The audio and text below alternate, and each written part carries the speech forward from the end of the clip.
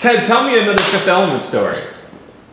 Matter of fact, on Fifth Element, I was working with Leslie Eckert. He was the model shop supervisor on the show. There's a shot that we had in mind. He wanted me to key it. He said, put me in charge. He's like, oh, I had a shot, and we had like $15,000. Well, when he said $15,000, it's like to build this miniature set we needed. Because in the storyboards, this is the scene where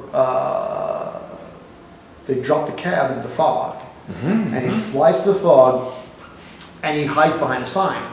And so that whole shot, they decide they're going to do it practical. It's all going to be in camera. And they show me the storyboards, and the cab comes down. So, oh my God! So we literally built a set, a 1/6 scale miniature set of the gutters of New York City. Like, so we had flats. We put flats up, and I never forget this. We had very little money, so I was grabbing stuff out of digital domain, like pre-existing stuff that's sitting around, junk, cardboard. We actually literally took like styrofoam containers and painted them, and we had a flat up, and we had texture on the walls. And I took old extension cords and just staple gunned them for the texture, like these like cables running down the wall. Yeah. Kludge stuff.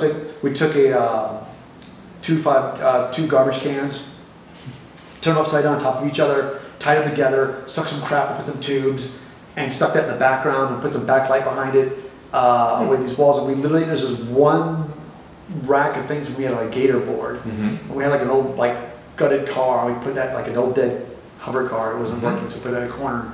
And all this scaffoldings and crap, and literally we just little miniature chains, and we just anything we could grab. Kludge. We painted it. Then we got on the sound stage, and we pumped it whole with smoke. Did a lot of backlighting, and it's a scene where the cop car is coming down the alley, and there's a shot where the camera's in the alley, and a cop car comes down the corner and turns its searchlight on, and you see the searchlight, and that's where you actually see the texture walls and the extension cord staples up. Like, so you can actually see the texture, because they realize that they wanted stuff on the walls because you're going to see it with the spotlight.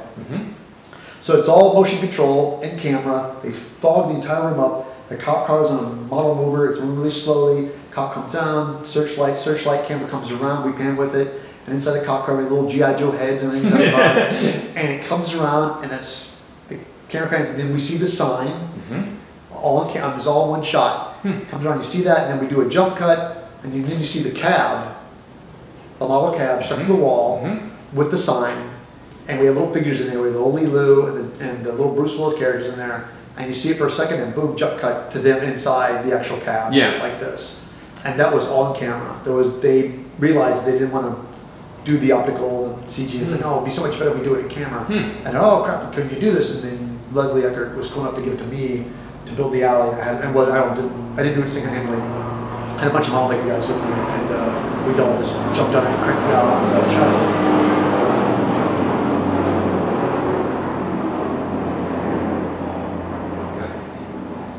It wasn't just myself. I had a whole bunch of other model maker friends, and we all came aboard and pulled it all together. It was a blast. And so when you watch the movie, that's all on camera, and that was really cool. Now, for that scene that is on screen for just a few seconds, how long did it take you with your team to build that whole set out? We had a week. That was it. A week, okay. Yeah, we literally, because it was, and they realized too that it was going to be foggy, but they knew what they wanted. And it was so funny because I think it was a shot they added. I think they were going to do it somehow differently. Yeah. But then they realized, oh, we just do it on the camera, blah, blah, blah. And so, cool. And yeah, so that's what we did. And when you watch the film, the cop cars, you see a bunch of them. It was just one cop car, 1/6 scale cop car. Really? Yeah, just shot it again and again? Interesting. So all the shots when they surround them, they're just one cop car. We had two sizes. Yeah, with the big 1/6 scale and like half size on that. Cool. And that was in cop cars.